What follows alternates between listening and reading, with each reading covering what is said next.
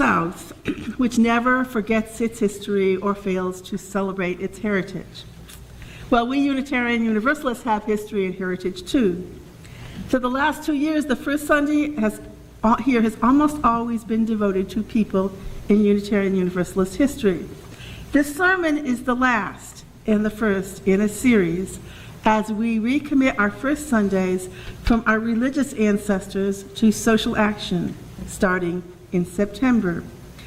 We have a lot of those ancestors, but I want to focus particularly on some, mostly, but not all, Unitarians and Universalists who played a major role in some important social movements in the early 19th and early 20th century. There were some movements with a specific focus, like the evils of alcohol, the temperance movement. Many of us would not necessarily choose to join that. Or the care of the mentally ill, or the abuse of child labor. But two umbrella social justice movements arose between the 1830s and the early 20th century, and two more focused movements emerged alongside them and grew bigger in the 20th century. The two big 19th century movements were the abolition of slavery and the rights of women as expressed in the suffrage movement. In both of those, African Americans, some Unitarian or Universalist, and some not, were important partners. The two narrower movements were the environment and peace. We experienced these four movements anew in the late 20th and early 21st century as the civil rights movement, the women's movement, what we UUs call the Green Sanctuary movement, and frequent eruptions of opposition to the current war, whichever one it is. Many 19th century Unitarians were vocal opponents of the Civil War, the Spanish-American War, and more recently World War I. For our generation, it was Vietnam, Iraq, and Afghanistan. Others celebrated the wonders of the natural world and were moved to protect it from exploitation and abuse. All of these concerns are part of our religious heritage, our spiritual DNA. After 1965, with slavery abolished, the race issue moved into addressing systemic racism and broadened to unfair treatment of other minorities, including Native Americans.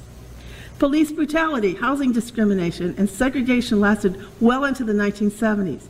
Access to credit, access to education. There's a whole litany of injustices based solely on skin color.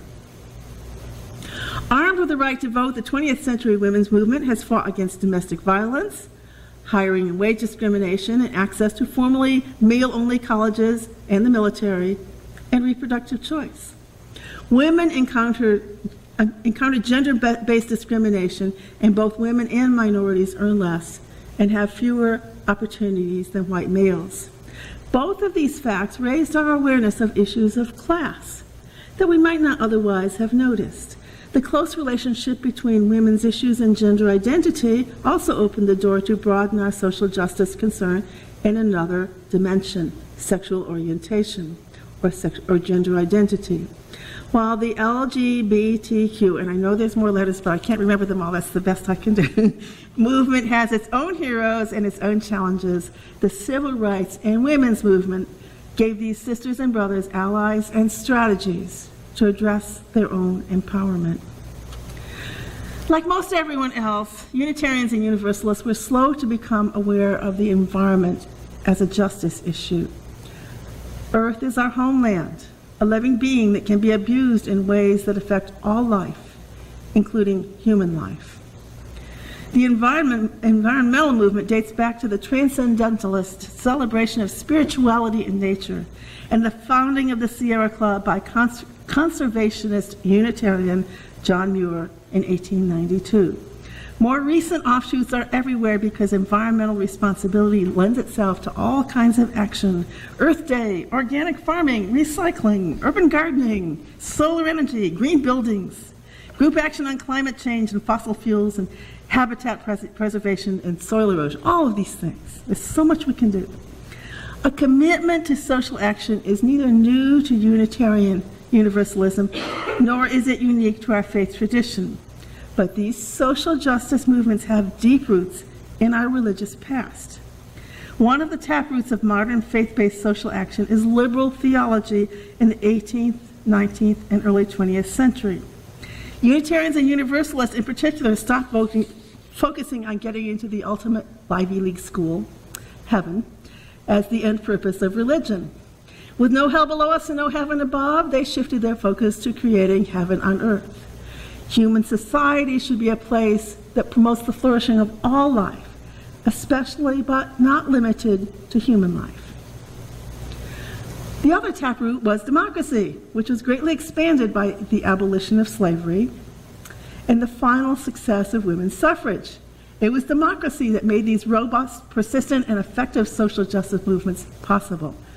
Social action can only flourish in a society committed to the freedom to dissent, to dispute, to try to bring about a better world through nonviolent change. Without democracy, protest takes the form of either ineffective complaints or violent revolution. Democratic societies require tolerance of diversity, religious, social, racial, philosophical. That is also in our religious DNA. Our UU principles affirm the right of conscience and the use of democratic process.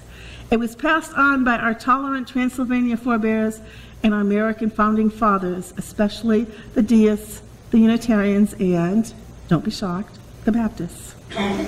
They insisted on freedom not only of religion, but also of speech, press, and assembly. Our committee, formerly known as Outreach, has been dormant, but has recently come back to life with a focus on social action. Action still means being better caretakers of the environment and of our neighbors, just as in the 19th century it meant rescuing individual slaves and helping specific abused women. Social action still means giving money and time to community groups that serve those at the margins. But social action also calls us to do this work together, in partnership with each other, and with our larger faith tradition, and with other faith communities or secular partners. It means that we must not only meet immediate needs, but also work to change the conditions that give rise to those needs, such as hunger, homelessness, violence, drugs, and lack of opportunity to thrive. For that kind of social action, we inform, we listen, we demonstrate, we debate, we advocate, we send emails and make phone calls, we vote and hold protests, meetings, and write letters. To be effective, social action must involve both the head and the heart, the reason and logic of what is the right thing to do, blended with compassion that resonates with the powerful stories of those who suffer and those who work for change. Social action must involve listening and learning from those we try to serve, partnering rather than taking charge. If we listen to the poor, the immigrant, the single mother, the abused child, and the earth, we engage the heart in being moved to act, and the head in trying to figure out how to make our actions effective. That's what our religious ancestors did. So today, I want to hold up a few of our heroes to embrace, to emulate, to tell our children about, and to remind us of what we are called to be and do as people of faith. Some were Unitarians, some were Universalists, some were neither. Most were religious liberals of one kind or another, including our cousins, the Congregationalists, and the Quakers. I introduced two heroes of the abolitionist movement, actually three heroes of the abolitionist movement in Together Time, Theodore Parker and Harriet Tubman. All three of them did the retail work of helping individual fugitives make it to safety on the Underground Railroad, while Theodore Parker also used his bully Boston pulpit to urge others to rise to the challenge. His congregation was not always supportive, to put it mildly. Others, including people of other faiths or no faith, helped in other ways. Harriet Beecher Stowe, from a Congregationalist Connecticut family, engaged the sympathies of the North with her book, Uncle Tom's Cabin. Southern plantation-raised sisters Angelina and Sarah Grimke, actually South Carolinians. Religious liberals loosely affiliated with the Quakers were a powerful voice for abolition because they grew up in white privilege in a slave-owning household in Charleston. But as they told their story, their voices spilled over into the suffrage movement because churches and other public places were unwilling to let women speak in public to audiences that included men. Laura Town, a Unitarian from Philadelphia, and Ellen Murray, a Quaker, spent their adult lives in Beaufort County, South Carolina, on St. Helena's Island, helping freed slaves develop skills, get an education, assert claims to their land, and become involved in managing their own lives. Head and heart, concrete acts, and abstract visions converged to move the lives of African Americans forward. And African Americans were not passive. They were most of the conductors on the Underground Railway. They could do it much more easily than somebody white speaking in a Boston accent like Theodore Parker. Can you imagine him coming down to South Carolina and saying, "Any slaves want to come along with me?" Don't think so. They rebelled in many ways. As an adopted South Carolinian, I'm proud not only of the Grimke sisters and Denmark Vesey's failed slave result, but especially of Robert Smalls, who, as a slave, stole a Confederate ship and gave it to the Union Navy. As a free black, he served in Congress and in the South Carolina House, where he authored the first legislation for free public education for all children. After the war, Peter Clark, a free black living in Ohio and a Unitarian, was one of many who worked hard to protect the rights of former slaves and ensure that their children got an education. So, from abolition to civil rights, you get the idea that there are a lot of ways to work for a larger cause, some one-on-one, some by speaking or advocating or education. There are so many modern civil rights heroes: Rosa Parks, Martin Luther King, our own UU minister James Reeb, and UU layperson Viola Liuzzo, who died in Selma.